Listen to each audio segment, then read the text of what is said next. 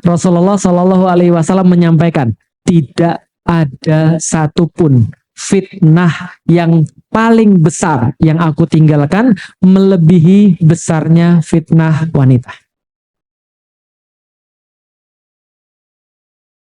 Kita semua punya banyak ujian. Lalu bagaimana dalam menghadapi ujian-ujian tadi? Jadi gini, ujian manusia itu dibagi 3. 4 ding, 1 ujian ilmu, 2 ujian wanita, 3 ujian tahta, yang keempat ujian harta. Yang paling bahaya yang mana? Mana paling bahaya? Wanita. Kok tahu? Rasulullah Shallallahu Alaihi Wasallam menyampaikan, tidak ada satupun fitnah yang paling besar yang aku tinggalkan melebihi besarnya fitnah wanita. Itu kata Rasul, bukan kata saya. Berarti Anda tahu bahwa Anda itu fitnah. Loh, harusnya Anda bangga. Kenapa? Karena Anda tahu yang bisa ngerusak laki-laki sekampung itu ya wanita. Kalau wanitanya benar, laki-laki sekampung benar. Maka saya tuh miris pada zaman sekarang. Kenapa? Ya Allah ya Robbi gitu kan ya. Kok perempuan itu sekarang makin tahu bagaimana caranya merusak laki-laki. Jadi kalau zaman dulu kan lagunya beda dengan zaman sekarang. Lagu zaman dulu wanita dijajah pria sejak dulu kan gitu kan ya. Kesannya itu wanita tuh kesian banget. Sekarang coba lihat, wanita itu yang ngendalin laki-laki, coba bayangin. Semua fitnah itu gara-gara wanita. Itu yang paling besar. Fitnah kedua yang paling besar tentu saja adalah harta. Maka Rasul sampaikan, bukan kalian miskin yang saya khawatir. Bukan kalian itu nggak punya yang saya khawatir. Kata Rasul, yang saya khawatir besok dunia dibuka akan kepada kalian dan kalian berebut sehingga lupa akhirat. Itu harta. Harta sama tahta ya satu geng lah. Berarti fitnahnya ada 4. 1 adalah ilmu atau kata. Fitnah orang berilmu itu sombong. Fitnah orang berilmu itu dia merendahkan orang-orang yang lain. Dia kemudian nggak bisa temenan sama orang-orang yang lain karena dia anggap orang itu belum selevel sama dia. Itu fitnahnya iblis, itu fitnah ilmu. Dia merasa hebat sehingga dia meremehkan manusia. Itu fitnah ilmu. Fitnah yang kedua, fitnah perempuan. Nah, itu yang paling luar biasa. Bagaimana cara mengatasi fitnah perempuan? Nikah. Makanya Allah katakan litaskunu ilaiha. Perempuan ketika sudah dinikahi itu menjadi stabilisator bagi laki-laki. Jadi kalau laki-laki itu gerusa-gerusu, nggak pernah tenang hidupnya, duit nggak pernah disimpan, habis terus, pergi terus kemana-mana. Yang bisa buat dia mandek itu siapa? Perempuan. Yang bisa buat dia merasa tenang itu siapa? Perempuan. Makanya ketika Nabi Ibrahim datang kepada Nabi Ismail, mengibaratkan perempuan itu kayak palang pintunya. Perempuan ini menentukan laki-laki ini kayak apa. Nah makanya yang bisa membuat kita tunduk itu adalah perempuan, baru bisa tenang. Saya ketika belum nikah yang gerusa-gerusu sama, saya juga laki-laki, ngelihat stres dan segala macam. Punya istri, aman, tenang. Setidaknya kita punya, ya kalau kayak meja itu ya, yang belum nikah tuh kakinya cuma 1. Bisa meja berdiri dengan kaki 1? Nggak bisa. Maka Ustadz kesimpulannya Ustadz, semakin banyak kaki semakin bagus. Enggak. Kalau seorang perempuan itu solihah, itu langsung 4 kakinya itu. Lah kenapa langsung 4? Lihat Khadijah. Kan sudah saya cerita, Khadijah itu seperti apa bagi Rasulullah. Rasul itu ketika lagi punya problem besar, nggak ada di sini yang ketemu Jibril kan? Nggak ada kan? Pernah ketemu Jibril? Berarti Anda belum punya masalah. Masalah terbesar tuh kalau Anda ngelihat Jibril, itu masalah besar tuh. Kenapa? Kalau Anda ngelihat Jibril, berarti Anda Nabi. Kalau Nabi nanggungin bukan cuma orang-orang tertentu. Lah Anda cuma nanggungin suami 1 aja pusing minta ampun. Lah ini Rasul Muhammad ketemu Jibril. Jibril ngasih tahu, Anda nanggung orang seluruh dunia. Mana nggak pusing Rasulullah? Mana nggak khawatir Rasulullah? Deg-degan Rasulullah. Ngelihat Jibril aja sudah dalam bentuk aslinya kayak apa? Sayapnya 600, satu sayap itu penuh langit dari timur sampai ke barat, mana nggak ngelihat itu kemudian merasa sangat tergoncang. Tapi begitu ketemu Khadijah, apa kata Rasulullah? Setengah kekhawatiran saya hilang. Begitu ketika bertemu dengan Khadijah. Fitnah wanita itu perempuan. Harta itu bagus kalau ketemu dengan perempuan yang tepat juga. Kenapa? Saya tuh melihat banyak laki-laki yang biasa menjadi laki-laki yang gila dunia gara-gara perempuan. Paham maksudnya? Karena pulang ke rumah istrinya bilang, Abi itu sebelah sudah punya rumah baru. Kita kok ngontrak terus, padahal baru 8 bulan nikah, apa sih? Gitu kan ya, paham gak sih maksudnya? Abi, kenapa kita nggak beli mobil? Abi, pergi ke luar negeri yuk. Ini problematika ini. Maka kalau perempuan itu yang mencukupi, yang merasa cukup, laki-lakinya juga tenang.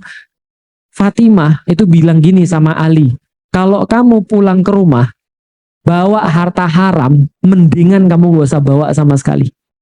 Bisa dipahami maksudnya bagus sekali. Yang dikasih tahu siapa? Yang dikasih tahu Ali. Coba, tapi perempuan kayak begini mana nggak tenang laki-laki. Tapi bukan berarti juga dia nggak nyari gitu maksudnya. Tapi artinya adalah seorang perempuan yang qanaah, yang merasa cukup dengan apa yang diberikan oleh Allah, itu menjaga suaminya juga. Makanya kadang-kadang fitnah harta itu juga gara-gara wanita. Apalagi kemudian membuat kita bisa aman daripada fitnah harta. Kita harus tahu harta itu yang bisa dibeli kayak apa. Maka kadang-kadang saya bilang sama ya teman-teman kameramen ini, sis, kalau antum mau tahu dunia itu kayak apa, sini ikut saya makan. Kenapa? Seenak-enaknya mie itu ya kayak gini. Dunia tuh cuma kayak gini aja. Nggak ada yang lebih daripada ini. Lah kalau misalnya mau lebih, surga. Nanti ada yang lebih. Kok Ustadz bisa tahu? Saya udah makan mie di mana-mana. Di Cina udah pernah makan, di Hong Kong udah pernah makan, di Indonesia semua mie saya jalani. Seenak-enak dunia segini-gini aja. Bisa dipahami ya? Ya nggak ada yang lebih daripada ini. Harta sebanyak apapun Anda harus tahu harta itu punya batas. Ketika orang tahu harta itu ngasih batasnya apa, dia baru akan bisa memperbudak harta. Sekarang saya mau nanya, Anda bisa punya rumah 2? Bisa. 3 bisa. 10 bisa. Yang Anda tidur berapa? 1. Kamarnya berapa? Rumah Anda mau selapangan golf ya. Yang Anda tidur itu ya 1 kasur itu doang. Nggak bisa loh Anda guling-guling sampai selapangan golf. Enggak sih maksudnya. Artinya kita tuh harus tahu maksimal yang bisa diberikan harta tuh berapa. Mobil Anda bisa punya 3. Punya 5 bisa. Yang Anda pakai berapa? 1. Yang lainnya dipakai orang lain. Itu pun kalau masih dipakai. Kalau enggak, cuma jadi pajangan yang harus di maintenance dan segala macam. Kita harus tahu ujungnya yang bisa diberikan harta itu apa. Dan kalau kita sudah tahu, oh cuma segini-gini aja, baru kita tidak silau dengan harta. Enggak gumun. Karena kenapa? Hanya orang-orang yang merasa kurang, yang mereka mau harta. Tapi orang-orang yang sudah merasa cukup, bagi mereka harta itu cuma babu yang harus mereka peralat. Kadang-kadang tipis, tapi ini penting. Kalau soalan tahta gimana? Nah, kalau soalan tahta saya nggak punya jawaban. Karena saya pikir gini ya, seburuk-buruk orang itu yang merasa ketika tahta itu bisa nyelamatin dia. Saya dipahami Bapak sekalian. Saya ditawarin, Ustadz kayaknya cocok jadi wakil presiden, turun derajat saya. Paham Ibu sekalian? Mendingan jadi ustadz lah. Mendingan jadi ulama lah. Kenapa? Kalau jadi ulama, kita di atas, kita nasihatin orang, kita bagi ilmu. Lah kalau misalnya kita jadi pejabat, kita jadi kemudian orang yang punya pangkat misalnya, jabatan itu artinya Anda di bawah orang, bukan di atas orang. Bisa dipahami teman sekalian? Bisa dipahami Bapak sekalian? Tapi bukan berarti nggak boleh jabatan. Jabatan perlu bagi orang-orang yang amanah. Kadang-kadang saya mikir Abu Dzar Al-Ghifari, tahu Abu Dzar Al-Ghifari? Abu Dzar Al-Ghifari itu punya kampung namanya Bani Ghifar. Bani Ghifar ini orang lewat di situ jangan berharap selamat. Tahu pembegalan di jalan di Sumatera? Apa nama bajing loncat, pernah tahu? Itu baru di Sumatera. Bajing loncat paling yang hilang apa? Itu kalau di Bani Ghifar orang lewat pasti dibegal. Bani Ghifar itu kampung begal. Bosnya namanya Abu Dzar Al-Ghifari. Abu Dzar Al-Ghifari ini ketika dibacakan surat Ar-Rahman turun, Rasul bilang, siapa yang mau bacain surat Ar-Rahman? Abu Dzar bilang, saya aja. Kenapa? Saya nggak takut orang. Dibacain di tengah-tengah Ka'bah, digebukin orang, babak belur. Balik ke tempat Rasulullah. Oh ya Rasul, sudah selesai. Rasul bilang, waduh kamu digebukin ya? Iya. Tapi kalau saya disuruh baca lagi, saya datang lagi. Nggak ada yang saya takut. Itu Abu Dzar Al-Ghifari. Orang kuat, tegas, hebat. Suatu waktu dia bilang ini, ya Rasulullah, saya minta jabatan. Ya Rasulullah, saya mau mimpin ya Rasulullah. Kata Rasulullah apa? Abu Dzar nggak usah, kamu lemah. Yang diomongin lemah siapa? Abu Dzar Al-Ghifari. Nah, kalau zaman sekarang orang-orang merasa kuat, lalu mereka minta jabatan. Bagi saya, jabatan itu kalau ada orang yang apa ya? Kalau orang gila wanita, saya masih paham. Kalau ada orang pengen harta, saya masih paham. Tapi kalau ada orang yang gila jabatan ya, harus menjabat, saya nggak ngerti terus terang. Makanya saya nggak punya jawaban untuk orang yang gila jabatan. Karena bagi saya hidup saya tuh sudah baik-baik saja. Yuk ngaji aja, Yuk ngaji itu punya ketua cuma satu, namanya Mas Husen.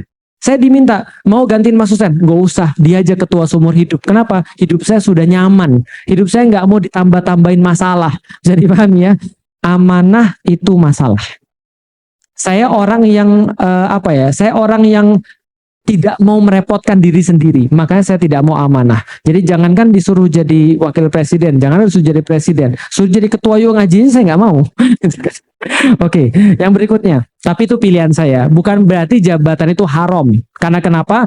Karena kalau yang megang jabatan orang-orang yang nggak amanah, Anda yang susah, kita yang susah. Maka apa solusinya? Solusinya adalah kita didik anak-anak kita jadi soleh. Dan semua orang soleh itu nggak ada yang mau jabatan. Ingat baik-baik, semua orang soleh tidak ada yang mau jabatan. Tapi kalau dia dikasih amanah, dia tidak menolak. Itu orang soleh. Abu Bakar gak mau jadi khalifah. Tapi ketika yang lain bilang, Abu Bakar, di antara kami gak ada yang lebih soleh daripada kamu. Ya sudah, kalau kalian mau, saya mimpin kalian, syaratnya kalian taat sama saya. Oke, gak apa-apa kami taat. Itu. Jadi orang-orang yang soleh itu gak pernah minta. Tapi kalau dikasih amanah, dia gak nolak. Tujuan kita sekarang adalah gimana caranya memperbanyak orang-orang soleh sehingga besok kalau negeri ini perlu pemimpin, maka manapun yang dipilih orang soleh.